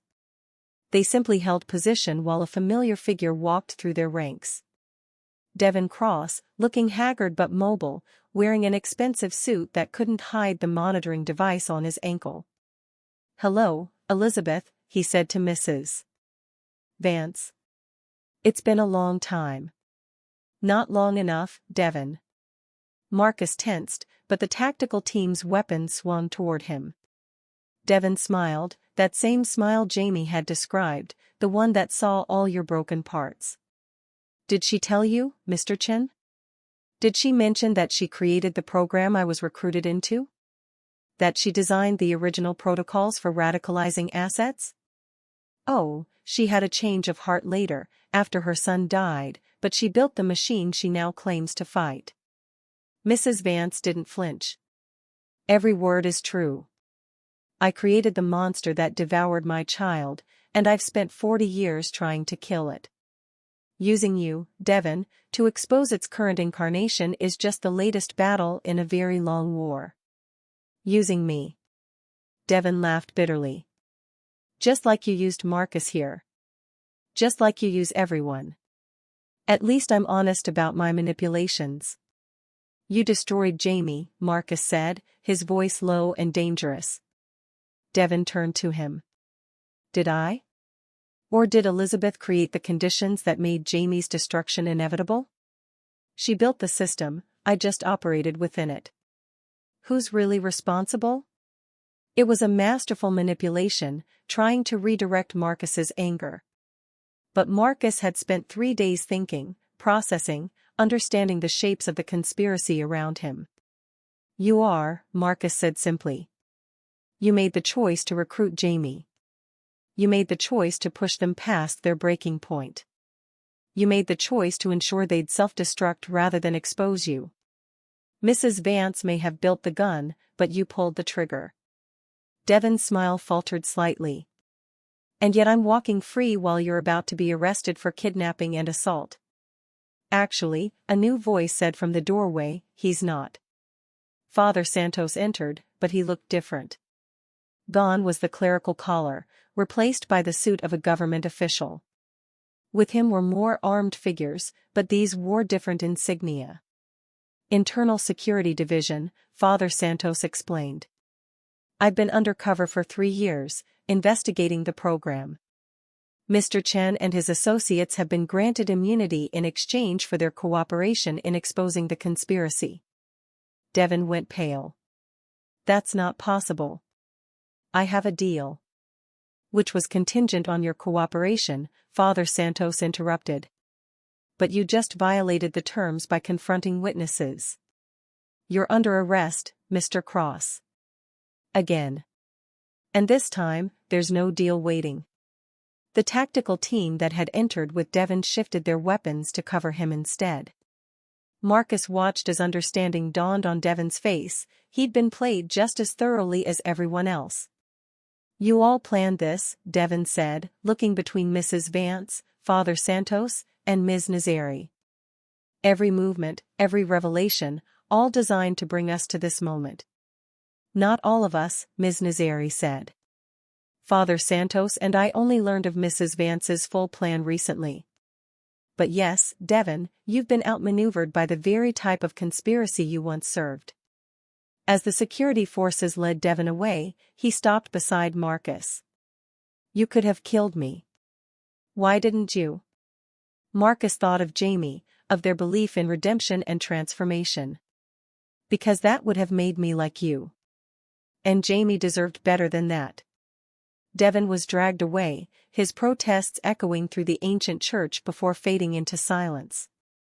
The tactical teams withdrew, leaving Marcus with the 3 architects of his revenge. So what now? Marcus asked. The program is exposed, Devon is finished, but the machine keeps grinding forward, doesn't it? New names, new methods, same goal. Yes, Mrs. Vance admitted. But weakened, set back by decades. And in that time, people like you, people who've seen the truth, can build something better. She pulled out an envelope, handed it to Marcus. Passport, new identity if you want it, and enough money to start over anywhere in the world. Or stay and fight. Your choice, as it always has been. Marcus opened the envelope, looked at the photo of himself attached to a name that wasn't his. A chance to leave Damascus, leave the memories, leave everything behind. What about the others? Yara, Robert, Timothy? Similar offers, Ms. Nazari said. The guild takes care of its assets, even temporary ones. Father Santos stepped forward. I'm truly sorry about Jamie, Marcus. If I could have saved them. But you couldn't, Marcus finished. No one could. Jamie was caught in the gears of something bigger than any of us understood. He pocketed the envelope without deciding what to do with it. I need to talk to the others. Of course, Mrs. Vance said. But Mr. Chen? Whether you realize it or not, you've won. Not the revenge you sought, but something better. You've helped expose a system of control that thrived in darkness. Jamie's death has meaning now, has contributed to saving lives they never knew were in danger. Marcus left the church, stepping out into a Damascus night that felt different. The power was still intermittent, the pandemic still raged, but something had shifted. On his phone, messages were flooding in from around the world. The leaked documents had gone viral. Governments were scrambling to respond. The comfortable lies that had sustained the machine were crumbling. He made his way back to the factory, finding the others watching the news in amazement. Protests in London, riots in New York, governments falling in 3 countries as their involvement in the conspiracy was exposed. Marcus. Yara ran to him, checking him for injuries. We thought they'd arrested you. No. It's over. Or at least this part is. He explained everything, Mrs. Vance's orchestration, Father Santos's true identity, the immunity deal, Devon's final arrest. So we were all puppets, Robert said bitterly. No, Marcus corrected. We were people making choices within a manipulated framework. There's a difference. Timothy, young and idealistic despite everything, asked, "What do we do now?" Marcus pulled out the envelope Mrs. Vance had given him, then similar ones Ms. Nazari had left for the others. We choose. New lives or continued fight. Freedom or purpose. They spent the night debating, planning, remembering. Yara pulled out her tarot deck one last time, laying out cards for each of them. Futures full of possibility but no certainty. As dawn broke over Damascus, Marcus stood again at the factory window. The city was waking to a new reality, one where the comfortable lies had been stripped away. It would be chaos for a while, then slowly, painfully, something new would be built. His phone rang. An unknown number. Mr. Chen? This is Dr. Sarah Kim from Damascus General. I was Jamie Martinez's therapist before they died. I've been following recent events, and I have something Jamie left for you. They gave it to me the day before they died, asked me to hold it for 1 year. Can you come to the hospital? Marcus felt his heart constrict. A message from Jamie, from beyond the grave. The hospital was in controlled chaos, dealing with pandemic patients and infrastructure failures simultaneously. Dr. Kim met him in her office, a small space made smaller by overflowing files and the weight of too many tragedies. Jamie was special, she said without preamble. Brilliant, sensitive, idealistic. Exactly the type Devon Cross knew how to break. She pulled out a sealed envelope. They knew what was coming, I think. The guilt was destroying them. But they wanted you to know it wasn't your fault. Marcus opened the envelope with shaking hands. Inside was a single sheet of paper covered in Jamie's distinctive handwriting. Marcus? If you're reading this, it means I couldn't fight anymore. I'm sorry. I'm so sorry for leaving you, for being too weak to carry what I've done. But I need you to know, this is not your fault. You loved me perfectly, completely, in ways I didn't know I deserved. You showed me what it meant to be seen and accepted for exactly who I was. I know you'll want revenge. It's who you are, fierce in your love and terrible in your anger. But please, my love, don't let my ghost turn you into something you're not. Devon Cross took enough from us. Don't let him take your humanity too. The world is broken, Marcus. Systems of power that grind people into dust. But you showed me that individual love could stand against that machine. That 2 people choosing each other could create a space where transformation was possible. If you must have revenge, let it be this: live. Live fully, love again, build something beautiful in the ruins of what's been destroyed. That's the revenge that would actually hurt people like Devon, proof that love survives their hate, that humanity endures their dehumanization. I'm painting this as I write. my last piece. It's of you, standing in morning light, reaching toward something I can't quite see but know is there. Reaching toward a future I won't share but desperately want you to have. Forgive me for not being strong enough. Forgive yourself for not being able to save me. And if you can, somehow, forgive the world for being broken enough that people like Devon can thrive. All my love, always. Jamie. P.S. Check with the gallery on 3rd Street. I left something there for you. Marcus sat in that small office and wept for the first time since finding Jamie's body. Dr. Kim sat with him, offering tissues and silence, the gift of witnessed grief. When he could speak again, Marcus asked, "Did you know what they were planning?" "I suspected." But Jamie was very careful with their words. "And honestly, Mr. Chen, I'm not sure I could have stopped them. The guilt was eating them alive. Devon Cross had wounded them in ways that couldn't heal." Marcus left the hospital and went straight to the gallery on 3rd Street.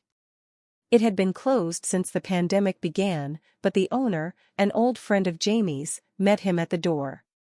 "I've been expecting you," she said. "Jamie's final piece is in the back." The painting was massive, 6 feet by 8 feet, and it took Marcus's breath away. It was him, but transformed, abstracted into colors and shapes that suggested rather than depicted. He was reaching upward, toward a light that might have been dawn or transcendence or simply hope. But what struck him most was the background, shadowy figures also reaching, a whole world of people stretching toward that same light. Jamie said it was about collective transformation, the gallery owner explained. About how individual change could inspire societal change. They finished it the night before they died. Marcus stared at the painting, seeing Jamie's last message made visual. This was their real legacy, not the violence they'd been manipulated into supporting, but this vision of shared transcendence. He called the others, had them meet him at the gallery. Together they stood before Jamie's final work, each seeing something different in its abstract forms. "It's beautiful," Yara whispered. "It's hope," Timothy added. Robert, ever practical, said, "It's worth a fortune." Jamie's other works are selling for 10 times their original price now that the story's out. "It's not for sale," Marcus said firmly. "But it is going to be displayed. Publicly. Free admission. Let people see what Jamie saw, what they believed was possible even in their darkest moment." They spent the next week arranging the exhibition, using Mrs. Vance's money to rent a space in central Damascus. The opening was scheduled for the day the lockdown was set to lift, assuming the infection rates continued dropping. During that week, each of them made their choice about the future. Robert decided to take the new identity, start fresh in Berlin where his skills could be used legitimately. Timothy chose to stay in Damascus, to work with the reform movement that was emerging from the conspiracies exposure. Yara was torn, but ultimately decided to reopen the online shop she'd shared with Jamie, selling art from marginalized voices. And Marcus? Marcus stood in the gallery the night before the opening, alone with Jamie's painting and his ghosts. Ms. Nazari appeared beside him, as silently as always. "Have you decided? The guild wants me to work for them. We appreciate people who can walk away from revenge. It shows a rare strength of character. But no pressure.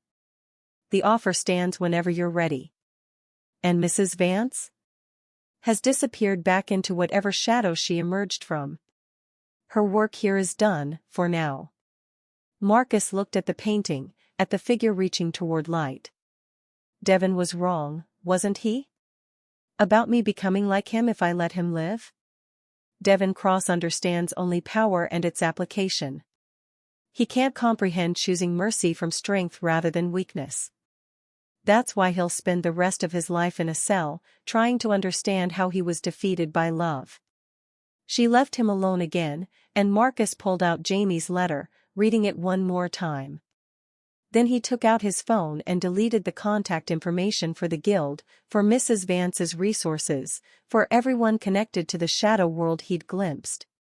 The opening arrived with Damascus still wounded but healing.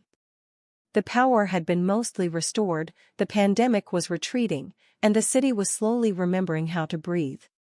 The gallery was packed, people coming to see the final work of Jamie Martinez, the artist who'd been turned into a weapon but had died still believing in beauty.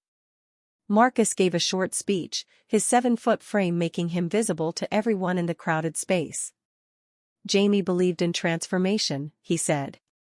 In the possibility of becoming better than we are. They were manipulated, broken, used by systems that saw them as expendable. But even at the end, even knowing what they'd been part of, they created this. He gestured to the painting. This is their real legacy. Not the violence that was forced upon them, but the beauty they chose to create. Not the hate they were taught, but the love they never stopped believing in. Devon Cross and the people like him want us to believe that power is the only reality, that manipulation and control are the only ways to create change. But Jamie knew better. They knew that one person choosing love over hate, creation over destruction, forgiveness over revenge, that this was the most radical act possible. He saw Yara in the crowd, tears streaming down her face. Timothy beside her, young face set with determination. Even Father Santos was there, out of disguise, looking like what he'd always claimed to be, a priest seeking redemption. I wanted revenge, Marcus continued. I wanted to destroy the man who destroyed the person I loved.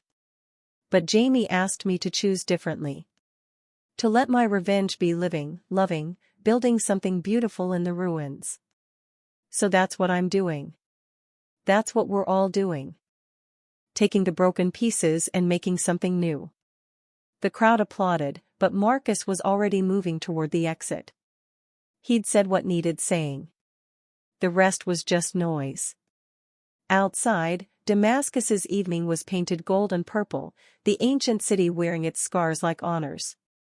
Marcus walked through streets he'd known all his life, but they felt different now. Not lighter, exactly, but less burdened. His phone buzzed. A delivery request. The first he'd received since the ambush. Someone needing medicine taken to the Q-zone. Marcus accepted it, climbed onto his modified bike, and rode toward the checkpoint. The guards recognized him, the tall delivery driver who'd never flinched from dangerous runs. But something in their manner had changed. Word had gotten out about his role in exposing the conspiracy. He was infamous now, the man who'd helped bring down the shadow system. You're still doing deliveries? One guard asked. After everything? Someone needs to, Marcus replied. The Q-zone was improving. Infection rates dropping, some buildings being cleared for reoccupation. Marcus made his delivery to a family who'd been trapped there for weeks, their gratitude genuine and warming. On the ride back, he passed the government guest house where Devon had been staying. It was empty now, windows dark, a for sale sign already posted. The powerful had fled Damascus, seeking safer shadows to hide in. Marcus thought about the wheel Ms. Nazari had described, karma turning and turning. But she'd been wrong about one thing. The wheel didn't turn on its own. People pushed it, choice by choice, action by action. And the direction it turned depended on whether those pushes came from love or hate, creation or destruction. He returned to his apartment for the first time since the night of Devon's poisoning. Everything was as he'd left it, including the photo of Jamie on the table. But now there was something else, a package that hadn't been there before. Inside was a tarot card. The Fool, the same one Ms. Nazari had left before. But this time there was a note. The journey begins again. Each ending is a beginning. The fool steps off the cliff not from ignorance but from faith that the universe will catch them. You chose well, Mr. Chen. The offer remains open whenever you're ready for the next journey. Marcus put the card on his refrigerator with a magnet, a reminder of possibilities unexplored. Then he sat at his kitchen table and opened his laptop. Not to research targets or plan revenge, but to write. The story needed telling, not the conspiracy or the violence, but the love that had survived it all. He began. Jamie Martinez was 28 when they died, but they lived more in those years than most people do in a lifetime. This is not the story of how they died, but of how they lived, loved, and created beauty in a world determined to destroy it. Outside, Damascus settled into night, the ancient city adding another day to its millennia of survival. Somewhere, Devon Cross sat in a cell, trying to understand how he'd lost. Somewhere, Mrs. Vance was orchestrating another correction to the machine's course. Somewhere, the powerful were regrouping, planning their next move in the endless game of control. But in a small apartment in the old city, Marcus Chen wrote about love. About a person who'd painted light even as darkness consumed them. About transformation that was possible even when it seemed impossible. About forgiveness that came not from weakness but from the strength to choose a different path. The revenge had failed, but something else had succeeded. The wheel had turned, but in a direction neither Devon nor Mrs. Vance had predicted. Toward healing rather than hurt, creation rather than destruction, love rather than hate. Marcus wrote through the night, Jamie's ghost keeping him company, not as a specter of grief but as a reminder of what was possible when two people chose each other against all odds. By dawn, he'd written 20 pages, the beginning of a book that would tell Jamie's real story. His phone buzzed. Another delivery request. Life moving forward, the mundane mixed with the profound. Marcus saved his work, grabbed his jacket, and headed out into the Damascus morning. The city was different now. The conspiracy exposed, the powerful scattered, the people awakening to how thoroughly they'd been manipulated. There would be chaos, certainly. Struggle and setback and probably new forms of control emerging from the ashes of the old. But there would also be this, one tall delivery driver moving through the streets, carrying medicine to the sick, food to the hungry, hope to the hopeless. Choosing every day to honor a ghost not through violence but through service. Building something beautiful in the ruins, just as Jamie had asked. The revenge story was over. The redemption story was just beginning. As Marcus rode through Damascus, he passed a group of children playing in a courtyard.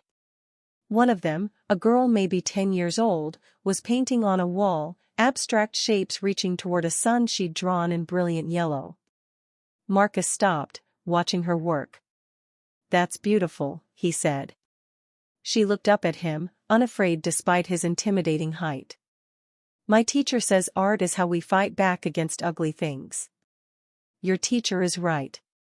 She says a famous artist named Jamie Martinez said that." "Did you know them?" Marcus felt tears threaten but held them back. "Yes. I knew them." "Were they nice?" "They were magnificent." The girl smiled and returned to her painting, adding more figures reaching toward the light. Marcus watched for another moment, then continued his delivery route. This was Jamie's real revenge, he realized. Not Devon's destruction but this, children painting hope on walls, people choosing creation over destruction, love persisting despite every attempt to poison it. The machine had tried to turn Jamie into a weapon, but in the end, they'd become something else, a symbol of resistance through beauty, transformation through art, redemption through love. Marcus's phone rang. "Yara. I'm reopening the shop next week. I could use a partner. Someone who knew Jamie, who understands what we're trying to build. I have a job. You have a calling. There's a difference. Think about it." She hung up, leaving Marcus with another choice. Keep delivering packages through a wounded city, or help build something new from Jamie's ashes. Both had value. Both were forms of service. He thought about the painting in the gallery, the figure reaching toward light. Jamie had painted him, but they'd also painted everyone, all the broken, beautiful people stretching toward something better than what they'd been given. At his next delivery stop, an elderly woman recognized him from the news coverage of the conspiracy. "You're the one who helped expose them," she said. "The one who lost someone in harbor school." "After harbor school," Marcus corrected. "But yes." "Thank you," she said simply. "My grandson was being recruited by extremists online. After your story came out, after people understood how these groups are manufactured and manipulated, he saw through their lies. You saved him." Marcus didn't know how to respond to that. He'd been trying to avenge Jamie, not save strangers. But perhaps that was how the wheel really turned, actions rippling outward in ways no one could predict. He finished his deliveries and returned to the gallery where Jamie's painting was still on display. A steady stream of people moved through, some crying, some simply staring, all reaching in their own ways toward the light Jamie had envisioned. Timothy was there, leading a group of young people in discussion. "Art as resistance," he was saying. "Not through violence but through insisting on beauty in the face of ugliness, creation in the face of destruction." Jamie Martinez understood that. Even after being used as a weapon, they chose to create rather than destroy. Marcus listened from the back, watching these young people engage with Jamie's work and ideas. This too was revenge of a sort, Jamie's vision spreading, inspiring, transforming others as they had been transformed. His phone buzzed. Another unknown number, but this time he recognized the voice immediately. "Hello, Marcus. It's Devon." Marcus's blood went cold. "How did you get this number?" "I have my ways, even from custody. I wanted you to know something. They're offering me a deal. Again. Testify about the others involved, help them clean up the mess, and I get minimum security, possibility of parole in 10 years. Why are you telling me this?" "Because I want you to know that your mercy meant nothing. I'm going to survive this, probably thrive. In 10 years, I'll be back on stages, selling a new version of redemption. And Jamie will still be dead." Marcus felt the old rage rising, the desire for violence that had driven him for so long. But then he looked at Jamie's painting, at the reaching figures, at the light they'd believed in even in their darkest moment. "No," Marcus said calmly. "You'll be alive, but you'll never thrive. Because you'll know, every day, that Jamie's love defeated your hate. That their art will outlive your influence. That the beauty they created will inspire long after your manipulation is forgotten. You're already dead, Devon. You just don't know it yet." He hung up and blocked the number. Let Devon rage in his cell, making deals with devils who would eventually devour him. Marcus had other work to do. That evening, the factory safe house one more time. The others were there, Yara, Robert, via video from Berlin, Timothy, even Father Santos. They'd gathered to mark the end of something and the beginning of something else. "We did it," Timothy said, raising a glass of water. Alcohol seemed inappropriate somehow. "We exposed them. We got justice." "We got revenge," Robert corrected. "Justice would have been preventing harbor school in the first place." "We got truth," Father Santos offered. "Sometimes that's all we can hope for." "We got each other," Yara said, looking at each of them. "United by loss but choosing to build rather than just burn." Marcus raised his own glass. "To Jamie. To the 17. To everyone the machine has ground up and spit out. May their memories be revolution." They drank, and then Yara pulled out her tarot deck one final time. "One card," she said. "For all of us. For what comes next." She drew without looking, placed it face down on the table. They all looked at it, this piece of cardboard that had somehow become their oracle, their way of making sense of senseless events. Together, they flipped it. The sun: joy, success, positivity, vitality. After the darkest night, Yara said softly, "The sun always rises." They sat in silence for a moment, then one by one, they left. Robert to his new life in Berlin. Father Santos to his real church, where he was trying to build a congregation based on actual redemption rather than manufactured faith. Timothy to his youth organizing, channeling anger into action. Yara lingered, looking at Marcus. The offer stands. Partners in the shop. Helping artists like Jamie find their voices. I'll think about it, Marcus promised.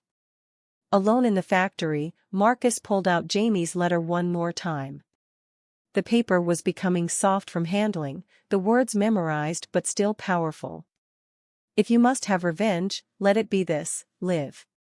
He'd tried for revenge through violence and found it hollow. He'd been offered revenge through exposure and found it incomplete. But this, living fully, loving again, building beauty in the ruins, this was the revenge that actually mattered. Marcus made his decision. He called Yara. Partners, he said. Equal split. Jamie's name stays on the masthead. Obviously, Yara replied, and he could hear her smiling. We open next week. There's so much work to do. There was. Not just for the shop but for Damascus, for everyone trying to rebuild after the conspiracies' exposure. The machine was wounded but not dead.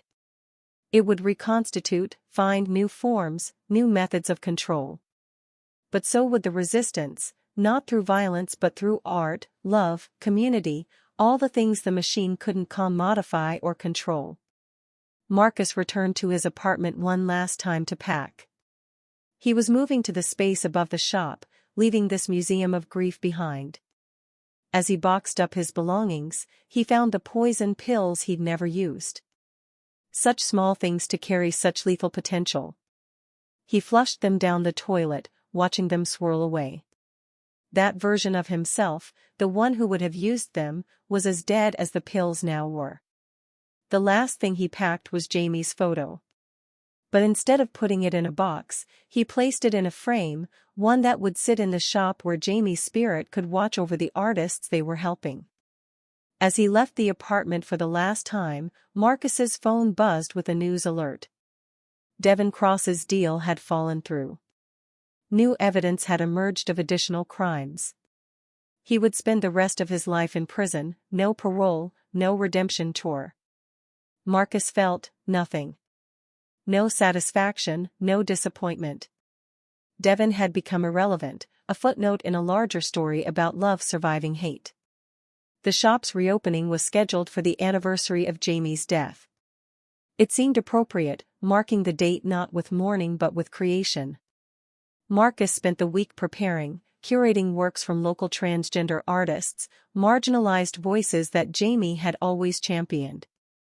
The night before the opening, Marcus stood in the shop alone, surrounded by art that spoke of struggle and triumph, pain and beauty. Jamie would have loved this, would have seen it as the ultimate victory over the forces that had tried to silence them.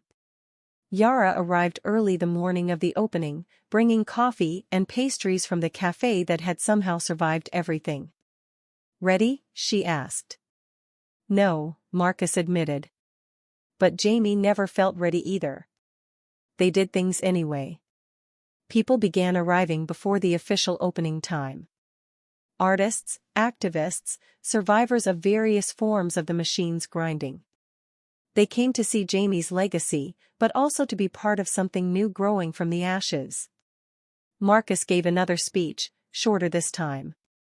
A year ago, Jamie Martinez died because they couldn't live with what they'd been manipulated into doing.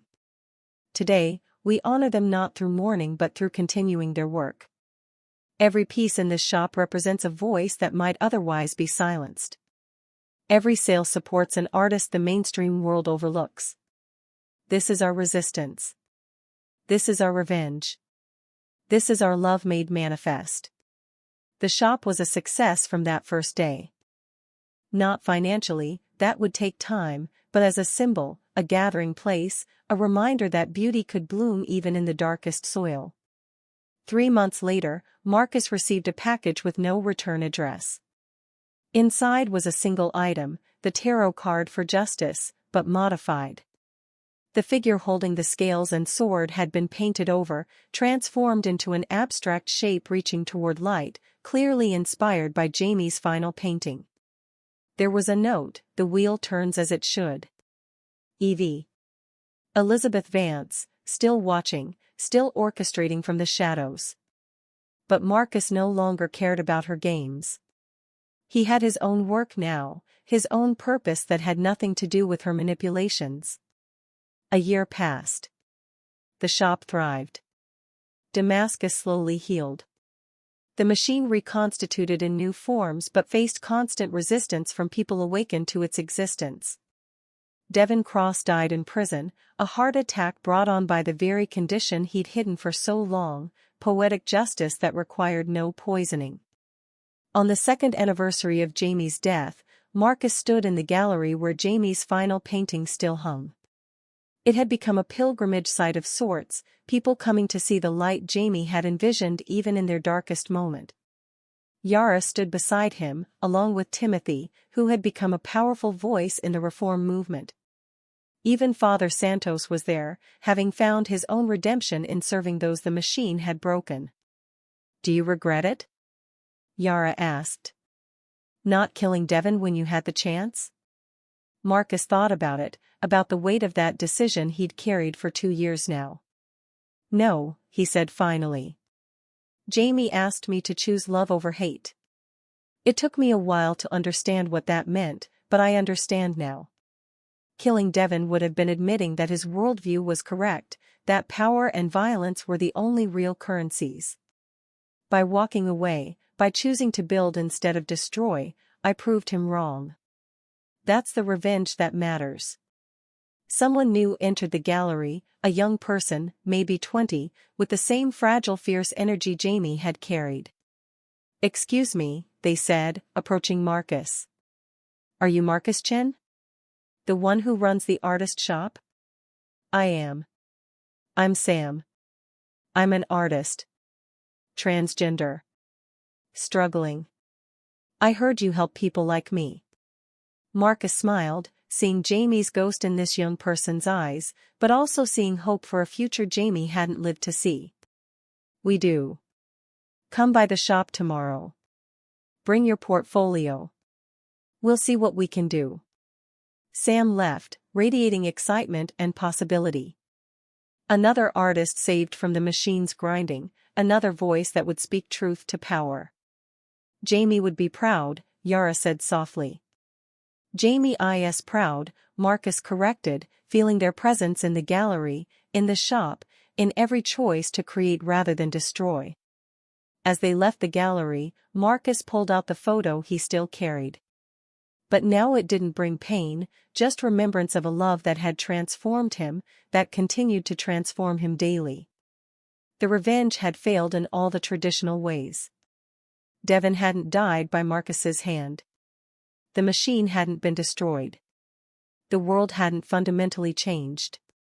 But in failing, something else had succeeded. Love had proven stronger than hate. Creation had outlasted destruction. Forgiveness, not full, not complete, but present, had freed Marcus from the prison of his rage.